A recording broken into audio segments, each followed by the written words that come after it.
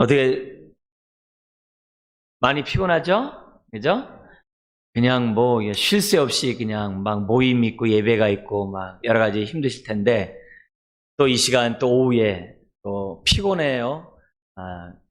피곤하고 고나요. 졸 시간이 다가왔는데 이제 찬송가 열심히 했기 때문에 이제 졸 시간이 이제 밀려오는 건 뭐 기정사실 아니겠어요? 근데 저는 어쨌든 그렇다면 목소리 높여서 제가 막 여러분 잠 깨워가면서 이렇게 할 수 있는 상황은 또 아니고 어쨌든 여러분들에게 졸지 않게 하게 하면서 좀 해보려고 애를 씁니다. 예. 이제 그런 가운데 오늘 이제 주제는 뭐냐면 교회와 한부모 가정의 이런 자녀를 어떻게 교육을 시키고 우리 한부모 가정의 자녀들을 잘 양육할 수 있는가 우리가 관심을 갖지 않을 수가 없죠. 이제 그런 부분에서 오늘 좀 이 우리나라의 한부모 가정연구소장이라는 사람이 있어요. 그 사람이 이렇게 발표한 글이 있습니다. 이걸 가지고 여러분들하고 좀 한번 이 시간 좀 잠시 나눴으면 좋겠습니다. 지금 성경에 보면은 우리가 생각한 것처럼 이렇게 한부모 밑에 자란 그런 이 가정들이 많이 있고 또 심지어는 그 가정이 굉장히 이렇게 화목하지 못한 가운데 자녀들이 태어나고 또 그런 가운데 하나님의 쓰임받은 이런 가정들도 있어요. 우리 여러분 잘 아시는 이제 사무엘 선지자 같은 경우도 보면은 큰 엄마와 작은 엄마가 한 집에 있는 그런 집 가운데서 태어나지 않았습니까? 참 복잡했겠죠. 그렇지만 그런 가운데서도 사무엘이라는 선지자가 이제 나오게 됐고 그뿐만 아니라 이제 한부모 가정 가운데 자란 그런 사람들도 성경에는 또 많이 있습니다. 디모데 같은 경우도 보면은 아버지의 이름이 이렇게 등장하기보다는 외할머니와 어머니로부터 어릴 적서부터 배운 이 디모데를 갖다 이렇게 칭찬하는 걸 보면은 여러 가지 그렇게 뭐랄까요 한부모 가정 가운데 자란 그런 사람들이 예나 지금이나 많이 있는 것 같아요. 이제 그런 가운데 오늘 요 보면서 우리 처지가 또 우리 교회에 있는 많은 분들이 한부모 가정 속에 있기 때문에 나는 그동안 잘 했는지 또 앞으로 해야 된다면 어떻게 해야 되는지 좀 한번 비교해 보면서 여러분들이 좀 이렇게 유익을 얻는 시간이 됐으면 좋겠습니다. 다음 한번 보면 첫 번째는 뭐냐면 교회와 다양한 가족이 있습니다. 교회에는 한 가정이 아니라 굉장히 많은 그것도 어떻게 돼요? 다양한 형태의 가족들이 모여가지고 하나님 나라가 속히 임하기를 바라며 서로 구제하며 섬기를 기뻐하는 공동체가 이제 오늘날의 교회가 아닙니까? 그래서 교회에는 수많은 사람들이 다양한 모습으로 이 교회를 한 구성원으로 이렇게 차지하고 있다는 거죠. 대가족뿐만 아니라 핵가족, 또 입양 가족뿐만 아니라 재혼 가족, 그리고 한부모 가족,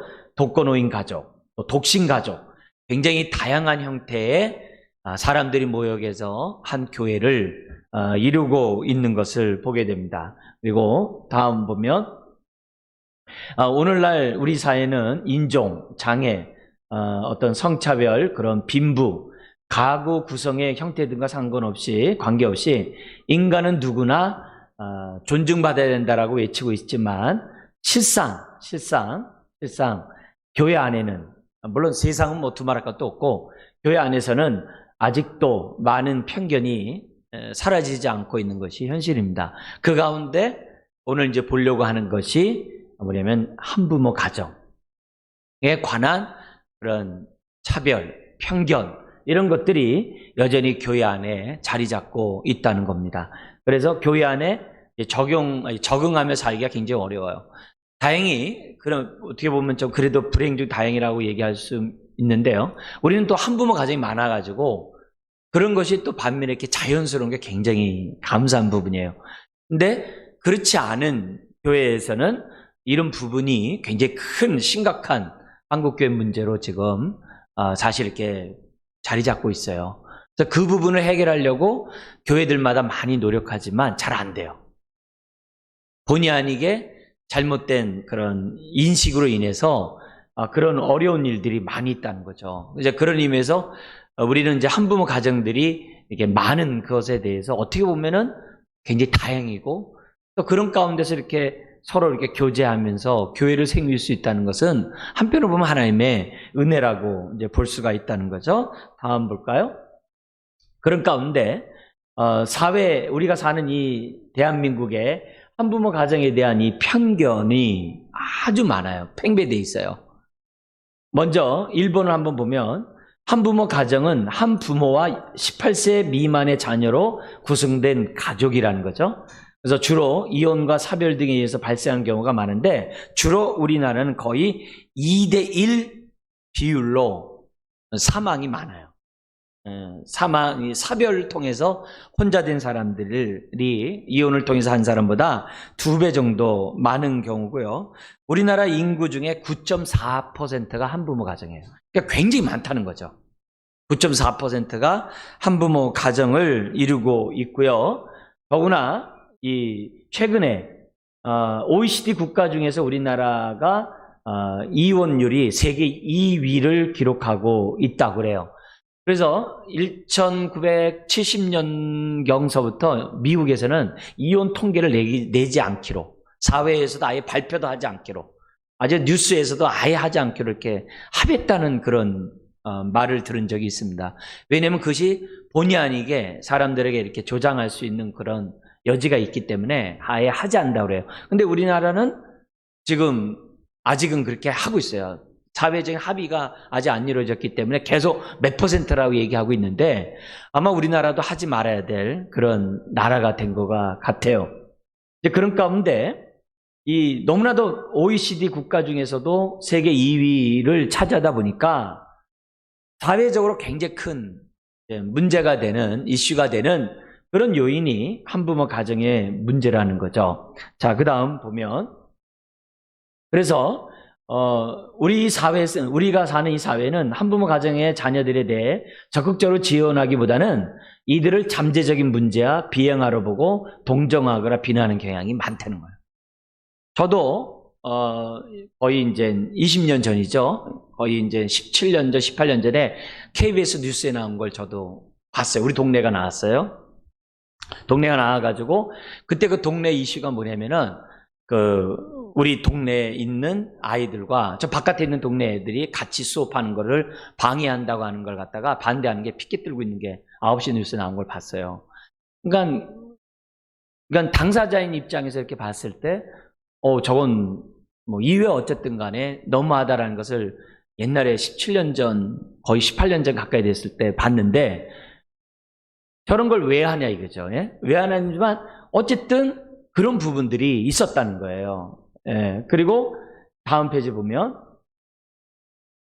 문제는 사회만이 아니라 교회 안에서도 이와 유사한 모습을 보이는데 많은 신앙인들은 이혼을 이해하고 인정하기보다는 이혼을 마치 사탄이 조장하고 또 이혼한 사람들에서 마치 이렇게 불신앙을 갖고 있는 죄인으로 취급하는 경향이 이제 교회 안에서도 있다는 거죠.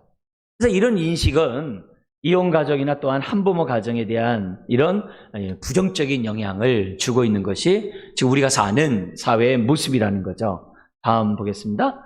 그래서 이제 세 번째 우리가 볼 것은 뭐냐면 한부모 가정이 이런 어려움을 이제 느낀다는 거죠. 우선 보편적인 어려움인데요. 첫 번째는 뭐냐면 경제적으로, 심리적으로 많은 어려움을 겪고 있는 것이 현실이라는 거예요. 그래서 경제적 고충은 이혼 이후로 기거할 것처럼 마련하기 어려워서 청소년기 자녀를 둔 한부모 자녀의 경우 굉장히 어려움을 겪는다는 거예요. 제 동역자들 중에서 저 고척동이죠. 고척동에서 목회하는 친구가 있어요. 근데 거기도 우리랑 비슷해요. 비슷한 이렇게 집단을 이루고 있는데, 근데 이제 교회가 한 500명 정도 되다 보니까 한부모 가정의 숫자가 이제 상대적으로 약한 거죠. 상당히 약하다 보니까는 굉장히 이런 부분들이 이제 문제로 발생하는 거예요. 근데 그 고척동에서 이게 뭐냐면 독산동 그쪽, 이 구로동 쪽으로 넘어가면요. 한 집에 이게 벌집 가정들이 참 많아요. 그래서 제가 그쪽에 사역했을 때는 한 가정에 30가정이 한 세대예요. 한 세대에 한 30가정이 살아요.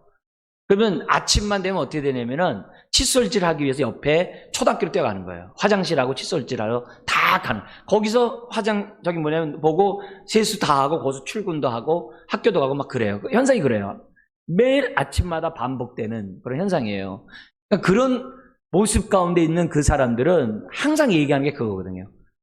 기거할 거처만 하나 있으면 참 좋겠다. 이런 얘기들을 많이 해왔다는 거죠. 다음 또 볼게요.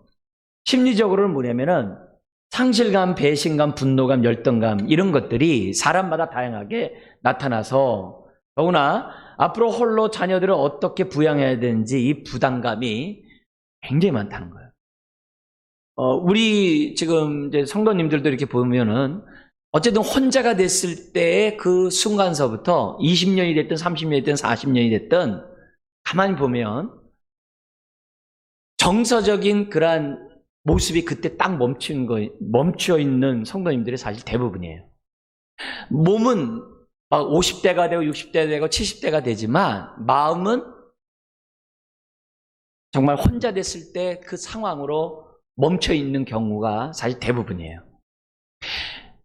그래서 서로 이렇게 남편과 아내가 있는 사람은 그 마음을 이해를 못하죠. 물론 저도 이제 막 이해하려고 하지만 다 이렇게 머리로 이해하는 것이 감정적으로 이해할 수 있는 상황은 아니겠죠. 그래서 저는 이제 지금까지도 사실 이제 뭐 어제도 이제 부부의 주일이고 실질적으로 부부 주일이 있어가지고 교회 하지만은 가급적인 부부란 말을 잘 지금도 못 써요. 남전도회라는 얘기를 쓴게 된 게 거의 10년이 지난 다음에 남전도 얘기를 교회에서도 광고하고 모임을 했지 거의 10년이 지날 때까지 남전도조차도 말하기를 굉장히 제가 조심스러웠어요. 왜냐하면은 조금이라도 부담을 주고 혹시라도 위축당할까봐 하는 그런 마음이 있기 때문에 부부 설교도 제대로 못하고 또 하기도 좀 어렵고 여러 가지 이제 이런 부분들이 있어요. 지금은 이제 많이 이제 어느 정도 이제 비슷한 비율이고 좀 더 이런 문제들이 많이 완화됐기 때문에 이제 부부 설교도 하고 뭐 여러 가지 이렇게 남전도 얘기도 합니다만 실질적으로 볼 때 혼자 된 사람의 어떤 그런 심리적인 그런 부분들은 교회에서 이렇게 커버하기가 참으로 어려운 부분이죠. 그렇지만 감사하게도 한부모가 된 우리 성도들이 교회 안에 상대적으로 많이 있다 보니까 서로에게 많은 위로가 되는 것 같아요. 제가 이렇게 보니까 다른 교회와 달리 우리 교회는 그런 부분에 있어서 많이 위로가 되고 도움이 되는 것 같아요. 왜냐하면 우리 동역자들 만나가지고 이 문제 얘기 많이 하거든요. 자기네 교회에 어떤 성도들의 그런 문제들을 많이 얘기하거든요. 아픔들을. 그랬을 때 제가 이렇게 보면 느끼는 부분들이 심리적인 측면에서 다른 교회에서 느꼈던 그 성도들의 어떤 그 강도보다는 상대적으로 좀 약간 낮은 것 같아요. 왜 그런가? 나름대로 생각해 봤을 때는 그런 분들이 교회 안에 많이 서로 지지 그룹으로 있다는 거예요. 나만이 아니라 그렇게 한부모 가운데 있고 어렵게 자녀를 키우는 사람들이 주변에 같이 있다는 거예요. 더구나 교회 안에서. 다음을 한번 볼게요. 그래서 좀 더 그 얘기를 좀 얘기해 보면 한부모 가정 아동의 경우 떠나간 한쪽 부모가 자신을 버렸다고 생각하여 분노감을 갖게 되지만 반면에 떠나간 부모에 대한 동정, 그리움이 또 깊은 상처로 남는 것들이 많이 있다는 거예요. 그래서 이런 정서적 혼란은 정말 여러 가지 교회 안에서 이 부분들이 해결되지 않으면 은혜 안에서 이렇게 잘 이렇게 성장하도록 자녀를 도울 수가 없다는 거죠. 제가 플러라는 그 신학교에서 이제 박사과정을 이제 제가 신청한 이유가 뭐였냐면은 교회 안에서의 한부모 가정과 자녀들을 어떻게 교육을 하겠냐라는 것을 연구하고 싶어가지고 제가 이제 그 박사과정에 이제 이렇게 등록을 했어요. 그래가지고 처음에 입학할 때 뭘 쓰냐면은 어떤 논문을 쓸 것이냐라고 기본적인 개요를 제출을 합니다. 근데 제출해야지 제가 이 얘기를 갖다가 해가지고서 이제 이 학교에다가 입학할 때 제출을 했는데 뭐라고 통보를 받았냐면은 그런 자료가 없다는 거예요. 세상에서는 많이 있는데 교회 안에서 한부모 자녀들을 어떻게 효과적으로 교육을 할 수 있는가 여기에 대한 논문이 없다는 거예요. 그래가지고 논문을 쓰려면 어떻게 해야 돼요? 논문이 있어야 논문을 쓰죠. 제가 다 쓸 수 있는 상황은 아니잖아요. 그렇지만 논문은 결국 못 쓰고 다른 걸로 썼어요. 다른 걸 썼습니다만 관심은 항상 그래요.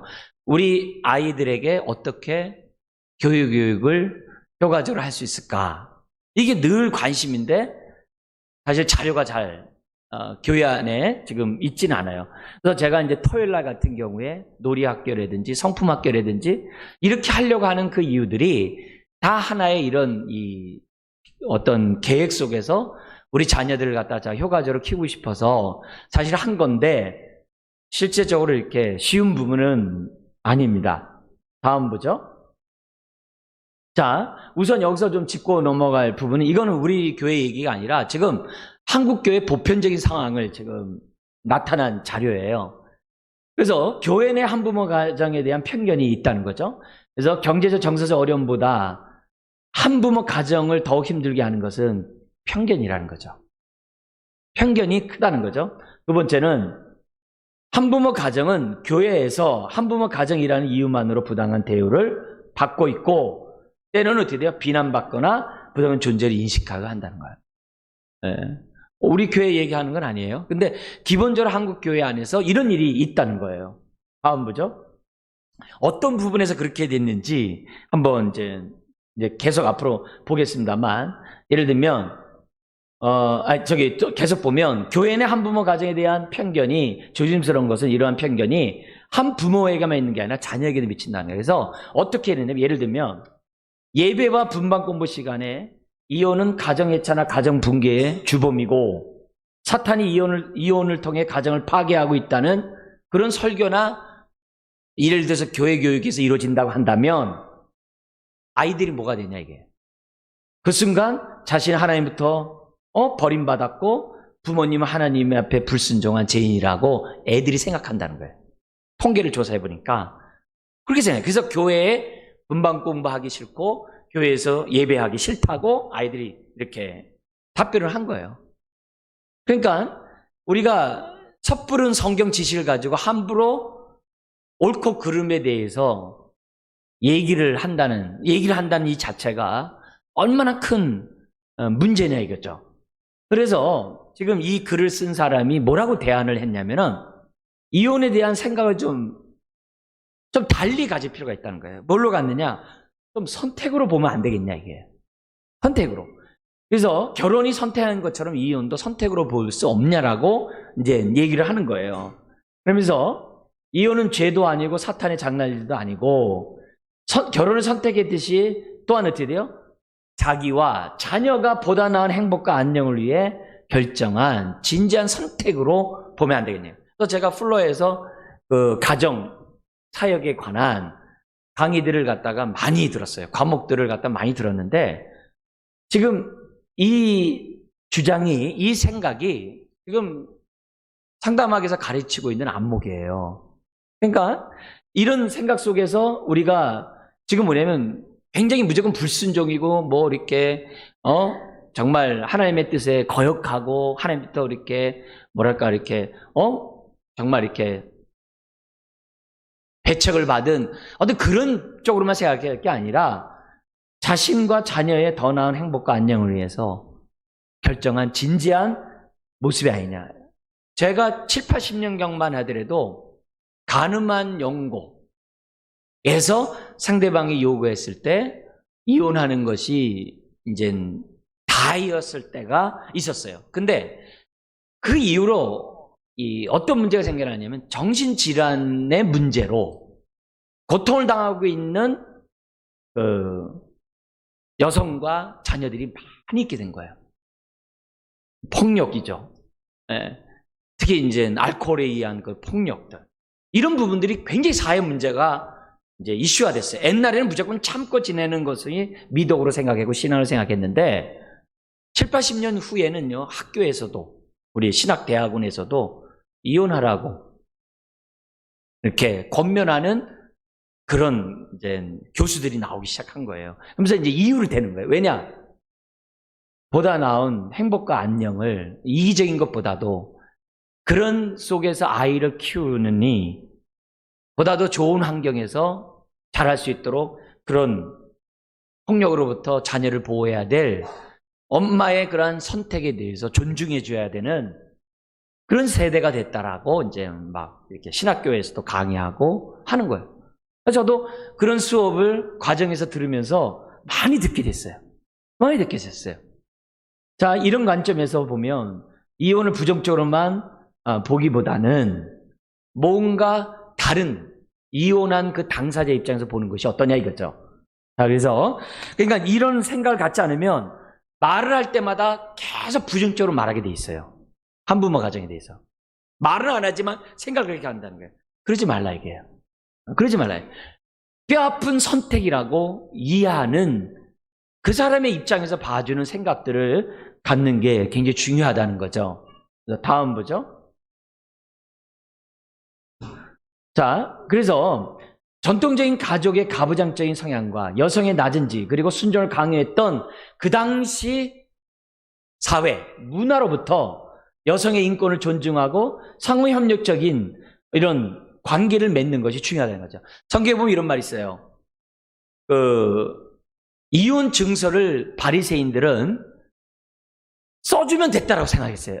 이 표현이 참 무서운 말인데요. 뭐냐면은 그 당시 바리새인은요, 밥을 태워 먹어도 남편이 볼 때 자기가 좀 마음에 안 들어도 심지어는 막 외모를 자꾸 가꾸지 못했다고 해서 이혼할 수 있다라고 가르쳤던 게 바리새인들이었어요. 그 조항을 보면 이제 기가 막혀요. 기가 막힌 조항들이 많이 있었어요. 그래서 이혼 증서만 써주면 자기네들은 어떻게 돼요? 오케이. 그게 바리새인이었어요, 그 당시에. 거기에 대해서 예수님은 뭐냐면 왜 이혼 증서를 써줬는지를 시각을 바꾸라는 거예요.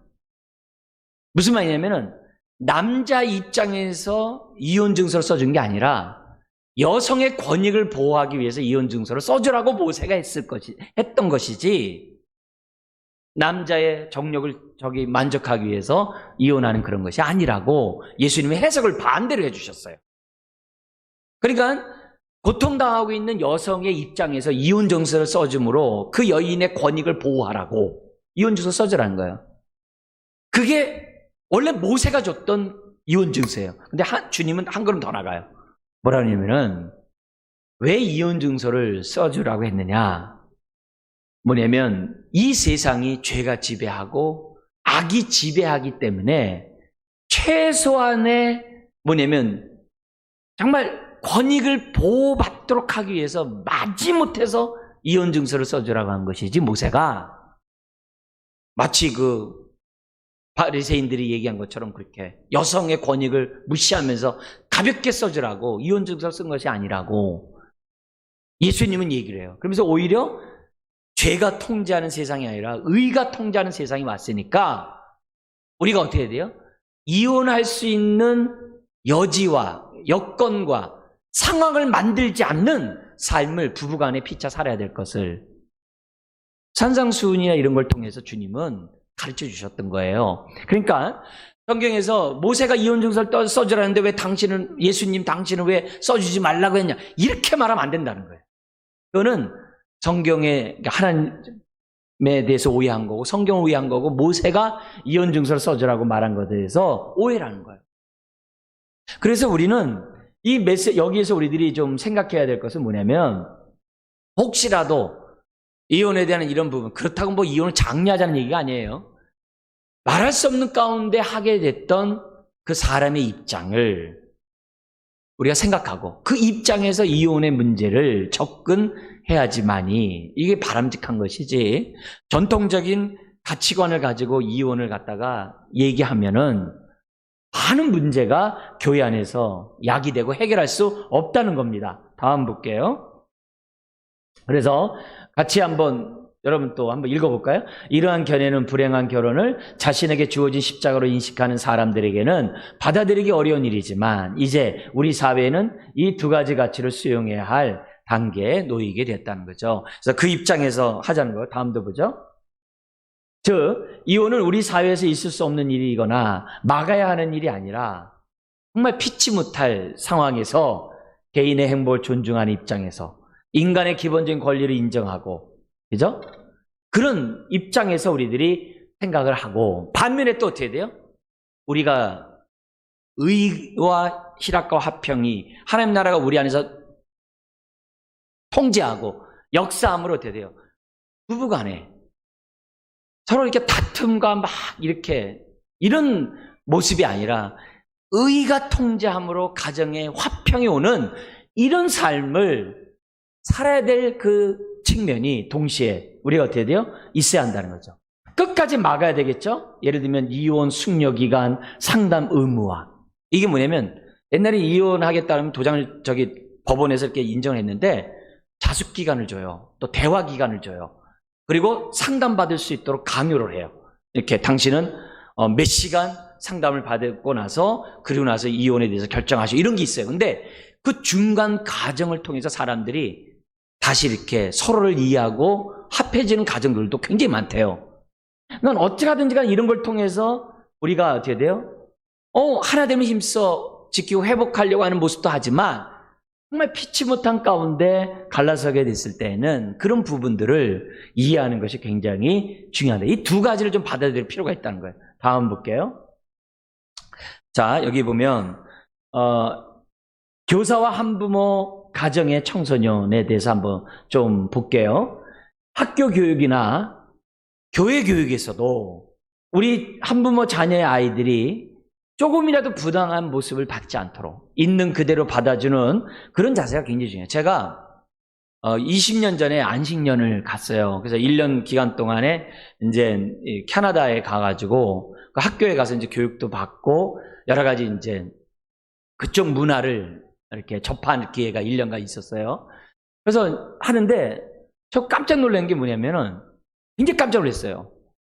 뭘까요? 퀘벡에서 온 아이가 뭐냐면 굉장히 이렇게 아주 20대 초반의 자매였는데 굉장히 예쁘게 생긴 전형적인 프랑스 그 어떤 그 여인이에요. 이 자매예요. 근데 굉장히 솔직한 거예요. 뭐든지 솔직하게 얘기해요. 근데 아니 처음 본 사람한테 동양 사람한테 뭐 이렇게 저렇게 솔직하게 얘기하냐 할 정도로 솔직하게 얘기해요. 근데 그날도 처음에 그 얘기가 뭐냐면은 신발을 싹 벗어요. 신발을 싹 벗는데 이제 구두였어요. 신발을 벗었는데 신발이 겉은 똑같은데 속에는 뒤에 뭐냐면 깔창이 크게 깔려 있는 거예요. 얇은 구두임에도 불구하고 깔창이 이만큼 있어요. 그래서 그들이면서 뭐라고 설명하냐면은 내가 지금 뒤꿈치가 바닥에 안 닿는 병에 걸렸다는 거예요. 이 발목이 이게 되는 것도 이것도 참 복이지 이게 안 되는 사람들도 있거든요. 이 발목이 안 움직이는 병에 걸린 거예요. 그래가지고 깔창을 높은 거 하지 않으면 걷지를 못하는 거예요. 근데 첫날 봤는데 그 젊은 자매가 그걸 보이면서 나 이런 사람이라는 거예요. 그래서 제가 너무 충격을 받았어요. 문화 충격을 받았어요. 그리고 나서 자기 가족을 얘기하는데 자기 아버지는 자기 친아버지가 아니고 우리 엄마가 재혼해가지고서 결혼해가지고 된 그 아버지라도 그날 그냥 너무 자연스럽게 얘기하는 거예요. 근데 거기에 대해서 아무런 그게 없어요. 전 너무 충격받았어요. 근데요, 뒤집어서 보면요, 그 사회가 어떤 사회라는 거예요? 있는 그대로 봐주는 그런 사회라는 것에 대해서 굉장히 제가 충격을 받았어요. 문화 충격을 받았어요. 그러니까 그런 사회다 보니까 어떻게 돼요? 그런 자매도 얼마나 밝게 자라는지 몰라요. 조금 더 그 사회에 부정적이고 이렇게 스트레스 받는 그런 모습이 없어요. 너무 자유로운 거예요. 그거 생각하면서 저는 그때 그 자매의 그 모습을 많이 생각을 하는 거예요. 우리 교회의 아이들, 특히 이제 중고등부 애들 이렇게 보면은 많은 생각을 이렇게 갖게 되는 거예요. 어쨌든 그런 의미에서 볼 때 우리 교회가 정말 이런 부분에 대해서 있는 그대로 아이들을 받아들일 수 있는 그런 마음, 이게 중요해요. 이건요, 예수님이 그 가늠하다 현장에 잡혀서 돌 맞아 죽을 수밖에 없는 그 여인에 대한 태도예요. 나도 너를 정죄하지 않겠다.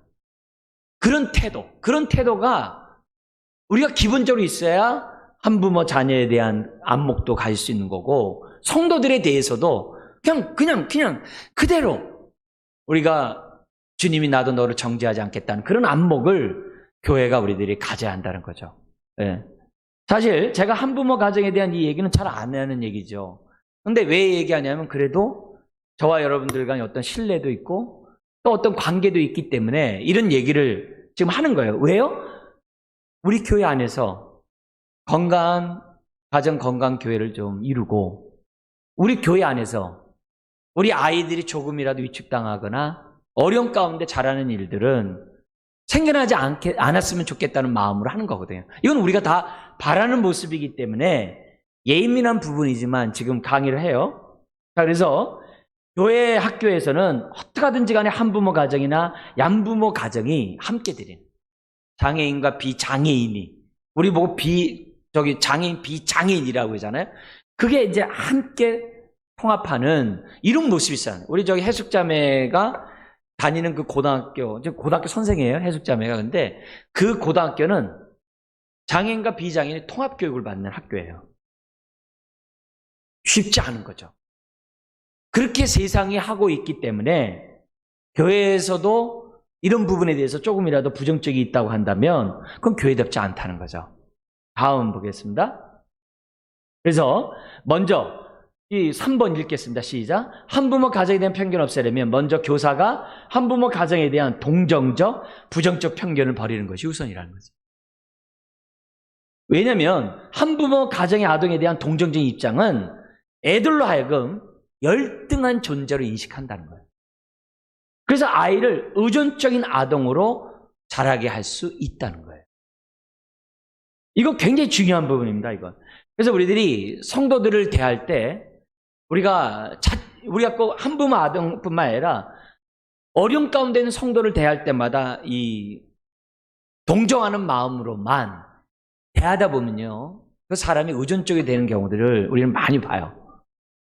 이거는 잘못된 안목 속에서 나타난 부정적인 결과라고 보는 거죠. 그래서 피차 어려움 가운데 있는 사람이나 동정하는 입장에 있는 사람이나 우리가 이렇게 되지 않도록 노력하자는 거죠. 다음 보겠습니다.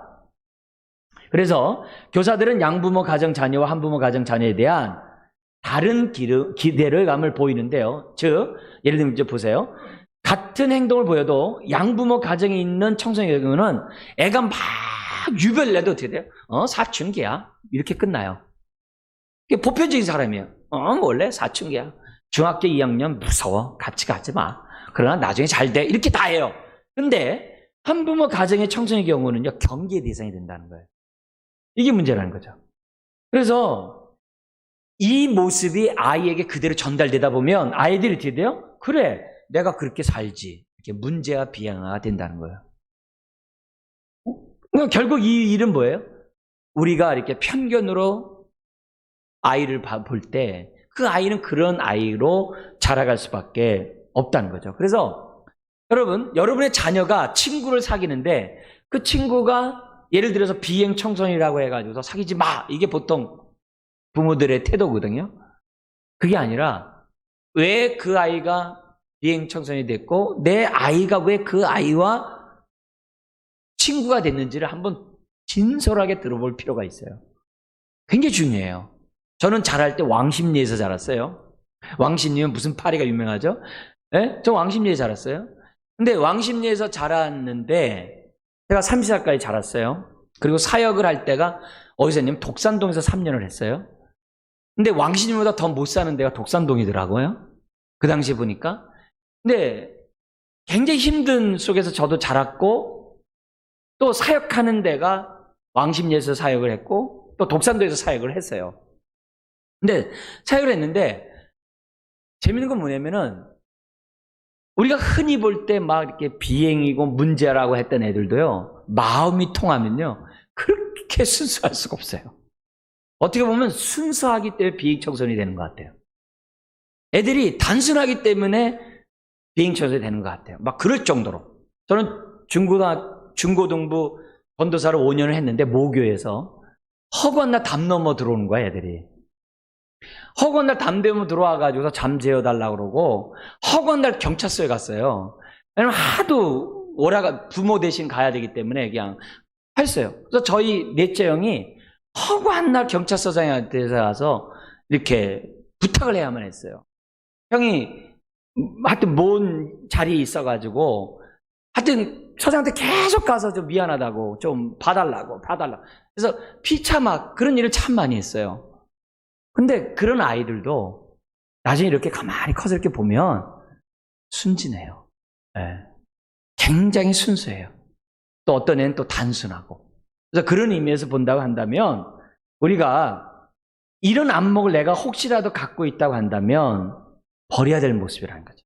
우리가 기도하면서 하나님 나에게 이런 모습을 버리게 해주십시오. 해야 될 기도라는 거죠. 그래서 여러분들 또 이 반대도 문제예요. 얘가 한부모 가정의 자녀이기 때문에 내가 너무 지나친 동정으로 애를 갖다 돌보는 것도 그것도 문제예요. 그러면 애가 또 어긋나요. 그러니까 이게 하나님의 지혜가 필요해요. 어떻게 해야 우리 자녀를, 어떻게 해야 그런 한부모 가정에 있는 자녀를 균형 있는 눈으로 보면서 그들을 도와줄 수 있을까? 이건 성령의 지혜가 특별하게 우리들에게 이제 필요하다고 보는 거죠. 다음 보겠습니다. 한부모 가정과 이혼 이해 교육을 교회에서 해야 돼요. 그래서 한부모 가정 자녀들의 청소년들의 갈등은 부모의 이혼을 부적절하게 받아들여 형성하는 경우가 굉장히 많아요. 그래서 이들은 사회의 한부모에 대한 그 부정적 인식을 자기 것으로 해가지고서 수치스럽고 부끄럽게 부모를 생각하는 경우들이 굉장히 많아요. 네. 굉장히 많습니다. 그렇지만 우리가 어떻게 돼요? 이런 부정적인 마음들을 갖지 않도록 교회에서 도와주는 것이 사회뿐만 아니라 필요한 얘기죠. 다음 보겠습니다. 그래서 이런 인식을 잡지 못하면 건강한 성인으로 자라갈 수 없죠. 그래서 교회 교육에서 한부모 가정과 이혼 이해 교육을 실시하는 것도 굉장히 효과적인 거라는 거죠. 네. 그래서 아이들에게 이해를 시키는 거죠. 아이들에게. 왜냐면 어린아이들일 땐 말 못하거든요. 그러다 이제 사춘기 되면 막 행동으로 표현하거든요. 근데 그런 아이들에게 한부모 가정이 또 이혼하는 그런 이유 문제에 대해서 교회가 잘 가르쳐 줄 수 있다고 한다면 애들이 어떻게 돼요?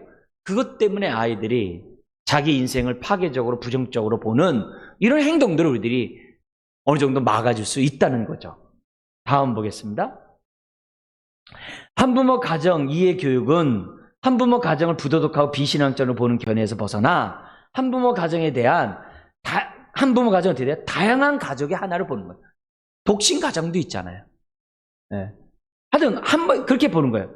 그래서 어떻게 하든지 이유든지 간에 차별받지 않고 존중받는 그냥 그 대상으로 그냥 인정해주는 그런 안목들을 저와 여러분들 모두가 가져나야 한다는 거죠. 다음 보겠습니다.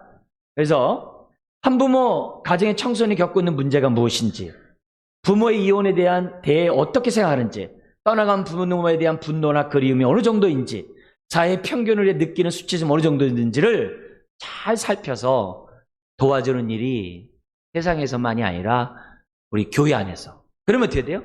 우리가 여기에 대한 이해들을 갖고 있는 것이 굉장히 중요하다는 거죠. 다음 보겠어요? 네.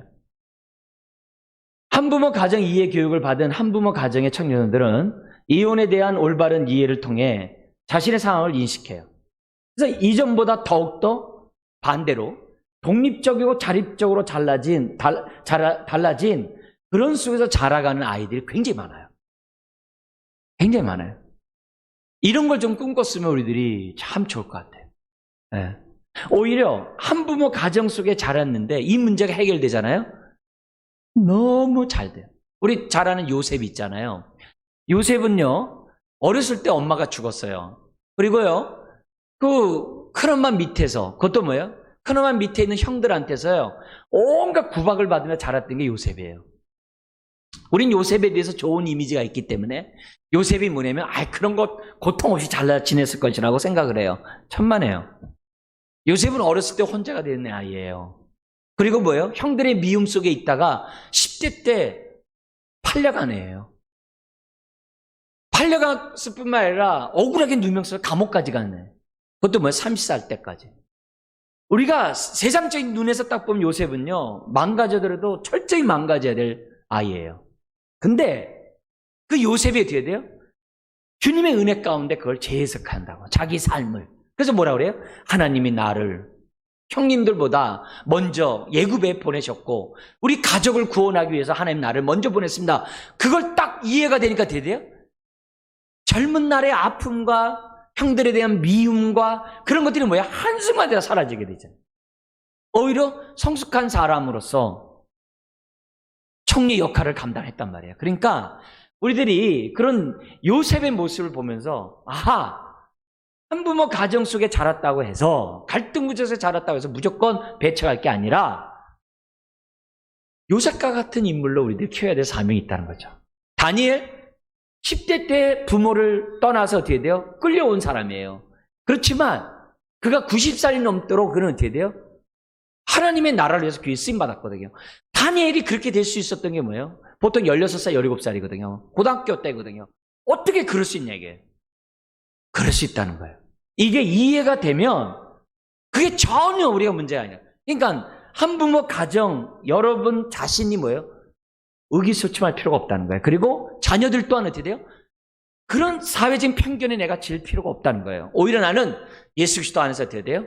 새로운 피조물이라 생각하고 내가 어떻게 돼요? 하나님의 자녀답게 우리가 당당히 살아가야 될 필요가 있다는 거예요. 그걸 교회 교육이 줘야 한다는 거죠. 다음 보죠. 그래서 한 부모와 우리가 어떻게 돼요? 한 부모 가정과 더불어 사는 이런 세상을 우리가 이제 만들어야 되는데요. 첫 번째 보면 우리 사회는 앞으로 2020년 동안 더욱더 다양한 가족이 출현할 거예요. 지금보다 더 다양한 그리고 더 많은 한부모가 어떻게 돼요? 나타날 수밖에 없는 세상에 살게 되어 있어요. 다음 보죠. 우리가 한부모 가정을 하나님의 사랑 안에서 포용하지 않는다면 교회는 교회답지 못하겠죠. 가정 같은 교회가 될 수밖에 없죠. 가정 같은 교회가 될 수가 없어요.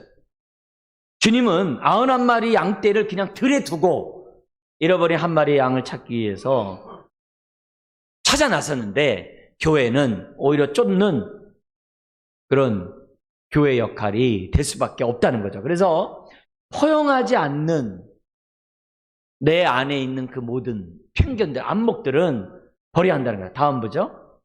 그래서 잘 훈련된 한부모 가정의 청소년은 부정적인 편견과 달리 달라진 가족 체계 속에서 굉장히 더 독립적이고 자립적인 의지적으로 성장하는 것을 볼 때 우리가 어떻게 해야 돼요?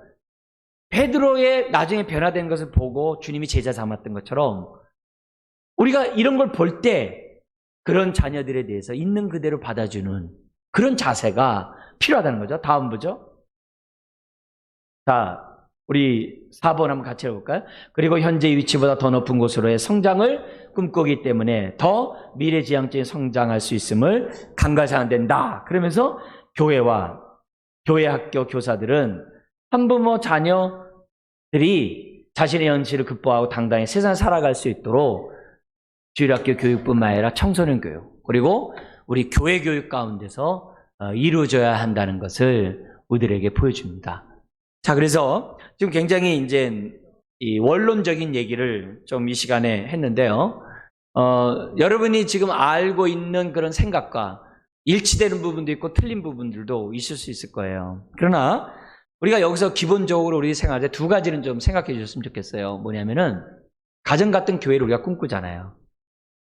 그렇다면 한부모 가정에 대한 독신 가정에 대한 이런 부분에 대해서 뭐예요? 있는 그대로 주님이 우리를 받아주듯이 받아주는 그런 교회가 됐으면 좋겠다는 게 하나고요. 또 하나는 뭐냐면은 편견 없이 대함으로 그 아이가 그것만 극복하면요. 오히려 어떻게 돼요? 그렇지 않은 자녀보다 더 강한 아이로 클 수 있다는 거예요. 네. 강한 아이 클 수 있다는 거예요. 이것을 저와 여러분들이 잊어서는 안 돼요. 잊어서는 안 돼요. 그래서 어렸을 때 정말 이렇게 혼자 자랐다 하더라도 얼마든지 바뀔 수 있죠. 우리 여러분 익히 잘 아는 서로 우리들이기 때문에 더구나 또 우리 꼭 집어서 우리 누구 형제는 얘기 안 하겠습니다만 여기 앉아 있는 형제 가운데 우리 여러분이 잘 아는 한 형제, 열심히 신앙생활하는 형제는 어렸을 때 부모가 다 돌아가셨거든요. 근데 그 가족 가운데 자기 동생들도 시집장가 잘 보내고 그러면서 지금도 뭐예요? 건실하게 지금 살아가는 우리 형제가 이 자리에 예배 드리거든요.